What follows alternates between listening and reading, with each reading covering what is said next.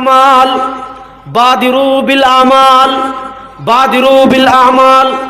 আমলের দিকে, মন গড়া আমল না। রাসূলুল্লাহ সাল্লাল্লাহু আলাইহি ওয়াসাল্লাম, সাহাবায়ে কেরাম, তাবেঈন, তবে তাবেঈন, আইম্মায়ে মুজতাহিদিন, ইসলামের একটা স্বীকৃত ধারা আছে, ভালো করে বুঝবেন।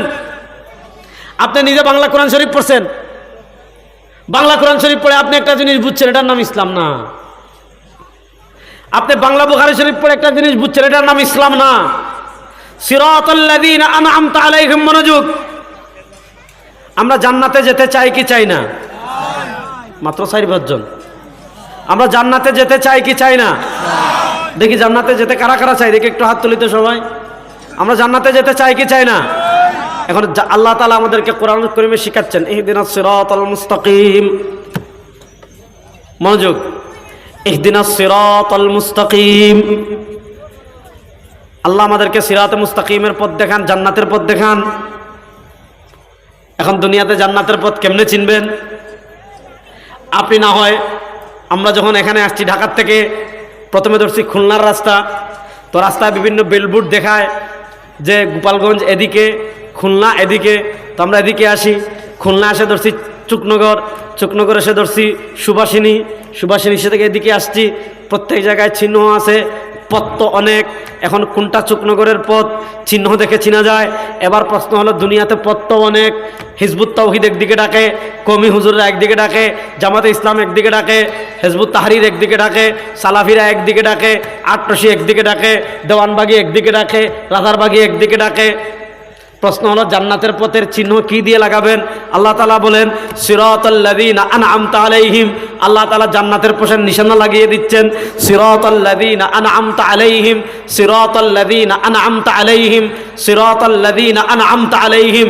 জান্নাতের পথের নিশানা হলো, দেখো তুমি যেই পথে চলছো ওই পথে আল্লাহর নিয়ামত প্রাপ্ত বান্দারা চলেছেন কিনা। আল্লাহর নিয়ামত প্রাপ্ত বান্দা কারা? সাহাবীরা। আল্লাহর নিয়ামত প্রাপ্ত সবচেয়ে বড় বান্দারা কারা? সাহাবায়ে কেরাম। তারপরে কারা? তাবেঈন। তারপরে কারা? তবে তাবেঈন। তারপরে কারা? আইম্মায়ে মুজতাহিদিন। তারপরে কারা? সালেফে সালেহিন। তারপরে কারা? মুফাসসিরিন। তারপরে কারা? মুতাকাদ্দিমিন। তারপরে কারা? মুতাআখিরিন। অর্থাৎ আপনি যেই পথে চলতে হবে, যে আপনি যেই পথে চলবেন সেই পথ নবী, সাহাবী, তাবেঈ, তবে তাবেঈ, আইম্মায়ে মুজতাহিদিন, ফুকাহায়ে কেরাম, মুহাদ্দিসিনে আযম, তাদের পথের সাথে মিলতে হবে। যদি তাদের পথের সাথে মিলে, আপনার পথ হবে জান্নাতের পথ। আপনি এমন পথে চলেন যেই পথ নবীর পথের সাথে মিলে না, যেই পথ সাহাবীদের পথের সাথে মিলে না, যেই পথ তাবেঈদের পথের সাথে মিলে না, যেই পথ তবে তাবেঈর পথের সাথে মিলে না, যেই পথ আইম্মায়ে মুজতাহিদিনের পথের সাথে মিলে না, যেই পথ ফুকাহায়ে কেরামের পথের সাথে মিলে না, যেই পথ মুহাদ্দিসদের পথের সাথে মিলে না, যেই পথ মুফাসসিরিনদের পথের সাথে মিলে না, রব্বে কাবার কসম করে বলি, সেই পথ কখনো জাহান্নামের জান্নাতের পথ হতে পারে না। সেই পথ ইবলিসের পথ, জাহান্নামের পথ। সিরাতাল্লাযীনা আনআমতা আলাইহিম। আল্লাহ রাসূল সাল্লাল্লাহু আলাইহি ওয়াসাল্লাম কি বলেন? বাদিরু বিল আমাল। আমলের দিকে প্রতিযোগিতা করে অগ্রসর হও। এখন আমাদের দেশে নাপিত বেড়েছে, খালি আমল কমায়। রাসূলুল্লাহ সাল্লাল্লাহু আলাইহি ওয়াসাল্লাম বলেন, ফিতনার সময় আমলের দিকে প্রতিযোগিতা করে অগ্রসর হও। নাপিতের কাজ কি? লম্বা চুল খাটো করে। এখন আমাদের দেশে দেখবেন একদল বেরিয়েছে, কইব জুমার আগের সুন্নত নাই, জুমার পরে সুন্নত নাই, কাট দিছে। তারাবি 20 কয় নাই, 8 কাট। বিতির 3 কয় নাই, 1 কাট। নামাজের পরে মুনাজাত নাই, কাট। আছে না নাই? রাসূলুল্লাহ সাল্লাল্লাহু আলাইহি ওয়াসাল্লাম বলেন, আছে না নাই?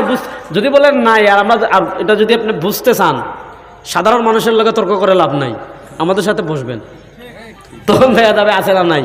একদম জন্মের মতো দলিল দিয়া কবর দিয়ে দিব ইনশাআল্লাহ, ইনশাআল্লাহ। এতটুকু হিম্মত নিয়ে রেজাউল করিম আমরা সারা দেশে কথা বলে, এখনো বলি, আমাদের হানাফিদের নামাজ জাল প্রমাণ করবে। পৃথিবীতে এমন কোনো বাপের বেটার জন্মই হয় নাই।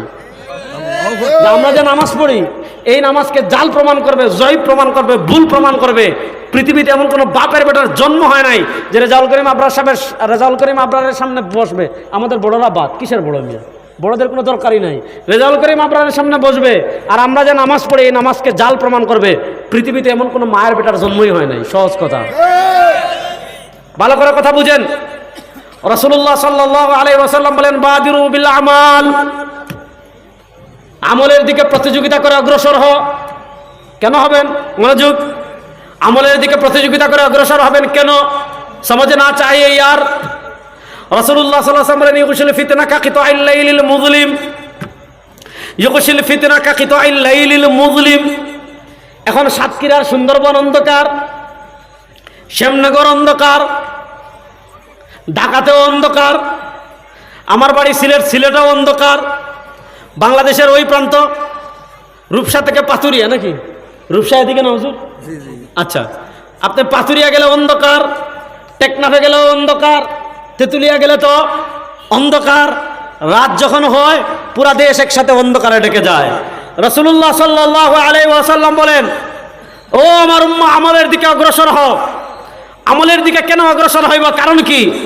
রাসূলুল্লাহ সাল্লাল্লাহু আলাইহি ওয়াসাল্লাম বলেন, আমার উম্মাহ এমন একটা সময় পৌঁছাবে, আমার উম্মাহ এমন একটা সময় পৌঁছাবে, ইউকশিল ফিতনা কা কিতাইল লাইলিল মুযলিম, আমার উম্মাহকে ফিতনা রাতের অন্ধকারের মতো ঢেকে ফেলবে। আর উম্মাহকে যখন রাতের অন্ধকারের মতো ফিতনা ঢেকে ফেলবে, মনোযোগ, আর উম্মাহকে যখন রাতের অন্ধকারের মতো ফিতনা ঢেকে ফেলবে, এই উম্মার হালাত কি হবে? এই উম্মার অবস্থা কি হবে? ইউসবিহুর রাজুলু ফিহা মুমিনা, একজন মানুষ সকালে মুসলমান থাকবে, ওয়ুমসি কাফেরা, বিকেল পেরিয়ে সন্ধ্যা হওয়ার আগে সে কাফের হয়ে যাবে। ওয়ুমসি মুমিনা, একজন মুসলমান বিকেলে মুসলমান থাকবে, ওয়ুসবিহু কাফেরা, রাত পেরিয়ে পরের দিন সকাল হওয়ার আগে সে কাফের হয়ে যাবে। অর্থাৎ সকালে থাকবে মুসলমান, দুপুর পেরিয়ে সন্ধ্যা হওয়ার আগে সে কাফের হয়ে যাবে। সন্ধ্যায় থাকবে মুসলমান, রাত পেরিয়ে পরের দিন সকাল হওয়ার আগে সে কাফের হয়ে যাবে। প্রশ্ন হলো, কি এমন হবে যে সকালে মুসলমান বিকেলে কাফের, বিকেলে মুসলমান সকালে কাফের? কি এমন হবে? কারণ কি? আল্লাহ রাসূল সাল্লাল্লাহু আলাইহি ওয়াসাল্লাম কারণ বলেন, ইয়াবিউ দীনাহু বিআরাদিন মিনাদ দুনিয়া, ইয়াবিউ দীনাহু বিআরাদিন মিনাদ দুনিয়া, দুনিয়ার সামান্য স্বার্থে, দুনিয়ার সামান্য মূল্যে, সামান্য চাকরির জন্য, সামান্য টাকার জন্য, সামান্য পয়সার জন্য, সামান্য নেত্রীর জন্য, সামান্য নেতৃত্বের জন্য, সামান্য মেম্বারের জন্য, সামান্য এমপিত্বের জন্য, সামান্য জায়গার জন্য, সামান্য স্ত্রীর জন্য, সামান্য স্বার্থে ইয়াবিউ দীনাহু, মানুষ তার দিনকে বিক্রি করে দিবে বিআরাদিন মিনাদ দুনিয়া, দুনিয়ার সামান্য মূল্যে মানুষ তার কি বিক্রি করে দিবে? দিন বিক্রি করে দিবে। এজন্য শুনেন, ফিতনার সময় আমাদের সবচেয়ে বড় করণীয় কি? মনোযোগ, ফিতনার সময় আমাদের সবচেয়ে বড় করণীয় হলো ঈমানের হেফাজত। বলেন, ফিতনার সময় আমাদের সবচেয়ে বড় করণীয় কি? ঈমানের হেফাজত। আপনার সাতক্ষীরার মানুষ মনে হয় ক্লান্ত হয়ে গেছেন নাকি? তাহলে একটু কথা বলেন, ফিতনার সময় আমাদের সবচেয়ে বড় করণীয় কি? ঈমানের হেফাজত। ঈমানের হেফাজত। বলেন, ফিতনার সময় আমাদের সবচেয়ে বড় করণীয় কি? ঈমানের হেফাজত। ঈমানের হেফাজত। কেন ঈমানের হেফাজত? ভাই, আপনার মনে করেন শ্যামনগরে, শ্যামনগর না, আপনার মনে করেন চুকনগরে অথবা আপনার পাশের বড় বাজারে দোকান আছে। ভালো করে পয়েন্টটা বুঝবেন, মা বোনটাও শুনবেন। দোকান আছে স্বর্ণের, আপনার মার্কেটে আগুন লেগে গিয়েছে, 4-5 মিনিটের মধ্যে আপনার দোকানে আগুন লেগে যাবে। আপনার হাতে সময় আছে মাত্র 4-5 মিনিট।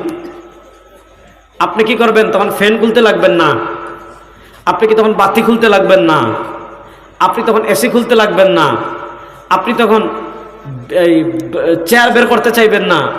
আপনার কাছে যদি যখন আগুন লেগে যাবে, আপনার কাছে যদি 4 মিনিট সময় থাকে,